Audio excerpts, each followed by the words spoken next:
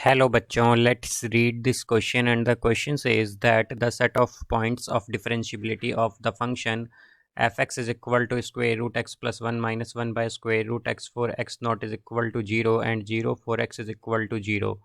Now let's see the options. Option A are option B 0, infinity, option C minus infinity, 0 and option D are except zero. तो आइए अब इस question को यहाँ पर हम सॉल्व कर लेते हैं। इस क्वेश्चन में हमसे कहा गया है कि हमें सेट ऑफ पॉइंट्स बताने हैं डिफरेंशिएबिलिटी के इस गिवन फंक्शन में। तो यहाँ पर हम की कॉन्सेप्ट यूज़ करेंगे, concept that in given function x is greater than zero.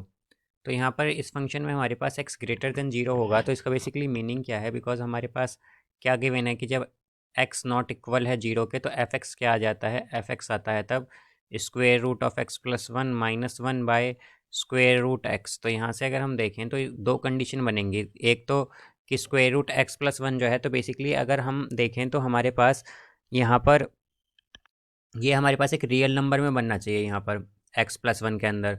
तो अगर हम देखें कि अगर हमारे पास ये x जो है वो -1 से छोटा हो गया तो बेसिकली क्या हो जाएगा, ये एक इमेजिनरी नंबर बन जाएगा, या हम कहें कि कॉम्प्लेक्स नंबर वो हो जाएगा अगर हमारा x -1 से छोटा हुआ यहाँ पर। तो हम क्या कहेंगे कि x हमारा क्या होना चाहिए कि ग्रेटर देन इक्वल टू -1 से होना चाहिए।